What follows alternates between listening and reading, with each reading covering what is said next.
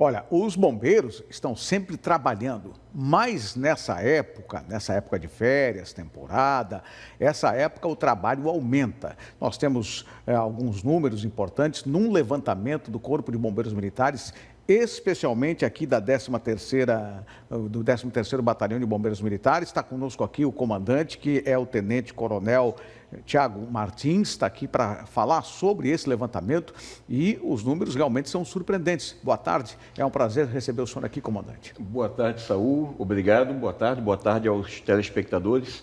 É um prazer e é importante estar aqui para repassar essas informações. Vamos lá então, os números de salvamentos que ocorreram até agora, até esse momento, quais são?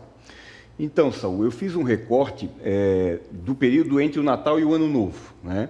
Foram 78 ocorrências de arrastamento, aquelas ocorrências em que o banhista não consegue mais retornar por meios próprios para a areia, né?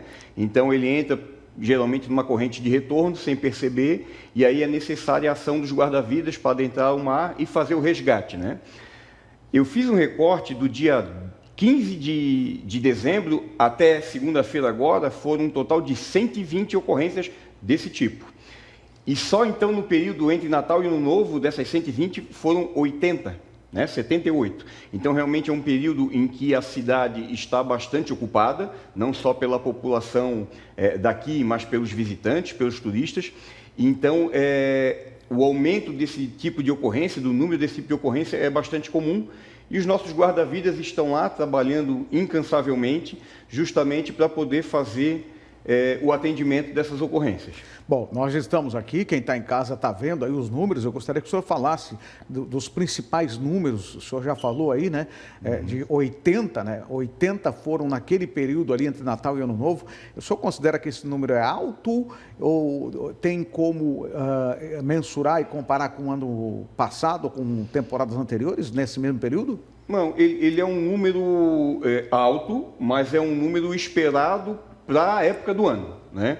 Então, desses números, a gente pode ver que dos 83 arrastamentos, 5 resultaram em algum grau de afogamento. São aqueles 5 vítimas ali de afogamento. E essas 5 vítimas foram resgatadas e conseguiram, com a ajuda do guarda-vida, sobreviver, né? Não vieram a óbito. Outros números que chamam a atenção ali, o número de crianças perdidas, foram 161 crianças perdidas aqui nas praias do 13º Batalhão, só nesse período entre Natal e o Ano Novo. Então, a gente sempre gosta de repassar aquela orientação. Todo posto de guarda-vida tem as pulseirinhas de identificação. A prefeitura aqui adquiriu e distribuiu para a gente, e para todos os órgãos, na verdade, públicos aqui do município, estão distribuindo essas pulseirinhas. Então, é importante que os pais coloquem nas crianças com a identificação, com o telefone do pai, e ocorrendo essa ocorrência de criança perdida, quem localizar a criança, leve até o posto de guarda-vida mais próximo, porque os nossos guarda-vidas estão acostumados, estão preparados para fazer o acolhimento dessa criança e a busca pelos familiares, né? Bom, agora é o seguinte, comandante, quais são as maiores imprudências cometidas pelos banhistas, pelos populares, pelas pessoas que acabam vindo justamente nessa época para aproveitar o verão? Saul, é uma época de festas, né? Então é comum a mistura do álcool com o mar. A gente tem já consolidado em campanhas, em legislação, aquele jargão, né? Se beber, não dirija. E eu sempre gosto de usar essa frase também, mais adaptada para a nossa realidade aqui das praias, que é: se beber, não entre no mar. Procure ter o seu lazer, mas de forma segura, na faixa de areia, tá? E obedeça a sinalização que os guarda-vidas providenciam todo o início do dia em todas as praias. Então, a bandeira vermelha, ela indica que não deve, aquela região onde está sinalizado com bandeira vermelha, as pessoas não devem adentrar ao mar. E, por fim, obedeça a sinalização, ao chamado dos guarda-vidas. A gente falou dos números, né, das ocorrências ali de arrastamento, de afogamento, mas o principal do nosso trabalho é a prevenção. Então, a sinalização com as bandeiras e os guarda-vidas estão o tempo todo na faixa de areia, apitando, sinalizando, chamando, orientando os banhistas. Algumas pessoas acabam até não entendendo, mas é o nosso trabalho. O nosso foco é a prevenção, é evitar que a gente precise atender alguma ocorrência de arrastamento, de afogamento. Bom, comandante, nós temos as nossas praias agrestes. Elas são perigosas para quem não conhece bem? Elas são praias que têm uma característica um pouquinho diferente da praia central aqui de Balneário Camboriú, mas dependendo do dia, são praias que têm sim uma possibilidade de o banhista usufruir do mar de forma tranquila. De novo, a orientação principal é observar a sinalização do dia. Dependendo das condições do mar, vai estar sinalizado com a bandeira verde, que é propícia para o banho, vai estar sinalizado com bandeira amarela, que dá para entrar, mas com muito cuidado, e com a bandeira vermelha quando não houver condição de banho. Então, o banhista deve evitar, não deve entrar no mar quando tiver bandeira vermelha. Uma dica que eu dou é o aplicativo da corporação, o CBMSC Cidadão. Ele, todos os dias, no início da manhã, os guarda-vidas colocam no aplicativo qual é a condição do mar. Então, se eu estou saindo de casa, vou me deslocar até a praia, se eu tiver o aplicativo, eu olho qual é o mar, qual é a praia que tem melhor condição para eu poder usufruir, né, como banhista. Certo. Bom, tem um outro dado importante nesses números levantados pelo senhor e pela sua equipe, que é justamente aquelas pessoas presas em elevadores. Essa ocorrência tem se tornado comum, a gente sabe que aqui são muitos prédios em Balneário Camboriú. Isso, me chamou a atenção nesse período das festas, realmente. É comum que aumente todo o tipo de ocorrência, aumenta a sua quantidade. Mas essas ocorrências de pessoas presas em elevador me chamou muito a atenção. Então, são orientações muito básicas. Aos síndicos, principalmente, que garantam a manutenção preventiva, né, junto à empresa contratada. E aos usuários, primeira dica: não deixe a criança acessar o elevador sozinha, porque se acontece esse tipo de situação, ela vai ficar desamparada, pode entrar em desespero ali sozinha no elevador. E a segunda dica é com relação à estabilidade do sistema de fornecimento de energia. Se estiver acontecendo queda de energia na região, evite utilizar o elevador nesse período, de preferência para as escadas, né? No momento de normalidade, aí utiliza normal, né? Sempre prevenindo crianças e idosos, é bom evitar que utilize o elevador sozinho. Olha, importante para você que mora no prédio aí, essas dicas, né? É bom gravar e repassar para toda a família. Bom, aproveita esse momento, nós temos um episódio que aconteceu. Nesse episódio, uma pessoa já foi resgatada e o empresário John Paul, de 35 anos, ainda não foi encontrado. Eles saíram de Balneário Camboriú rumo ao Caixadaço e aí no retorno acabaram tendo um problema sério, um incidente. O mar estava muito revolto e acabaram tendo problemas com a moto aquática. Um deles foi resgatado, mas o John ainda continua desaparecido. As buscas, vou aproveitar para atualizar com o senhor aqui sobre as buscas com relação ao John. Elas continuam? Então, Saul, esse é um episódio triste da nossa operação, né, da nossa temporada até aqui. Eu gostaria de me compadecer da família. Eu sei que o momento ele é de pura emoção e desespero, né, Saul? E não é para menos, mas as nossas equipes, elas continuam as buscas sim. Hoje, no início da manhã, foram retomadas. Nós estamos com equipes com embarcação fazendo todo o trajeto entre a Praia do Estaleirinho e a parte sul, vai até Perequê, Porto Belo, e outra equipe com embarcação também fazendo do Estaleirinho para a parte norte. A cada dia a gente vai ampliando também um pouquinho a área de busca. Hoje estamos indo até mais ao norte, até a foz do rio Itajaí-Açu, costeando toda essa região com os dados que a gente conseguiu obter até agora, né? E temos o apoio também, além das nossas equipes aqui de Balneário Camboriú e de Porto Belo, nós temos apoio das aeronaves, do Arcanjo 03, do Corpo de Bombeiros Militar, também do Águia, aqui da Polícia Militar.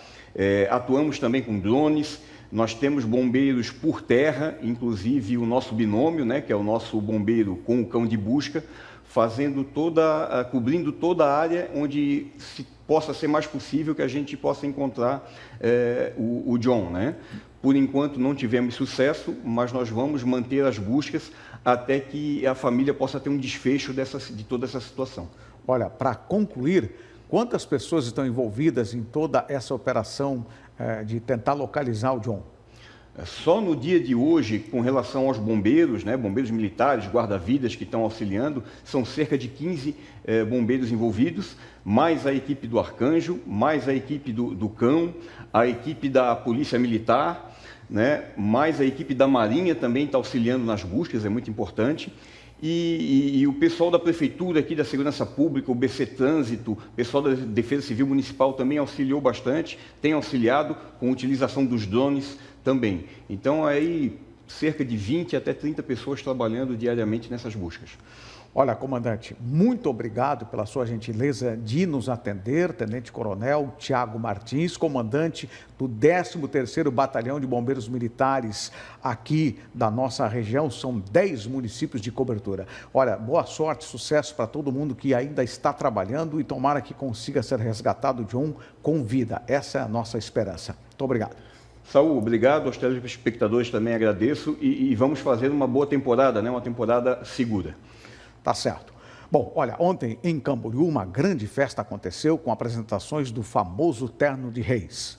Camboriú realizou na noite desta terça-feira na Praça das Figueiras o Terno de Reis, com a participação de 4 grupos. Nós tivemos 2 momentos importantes.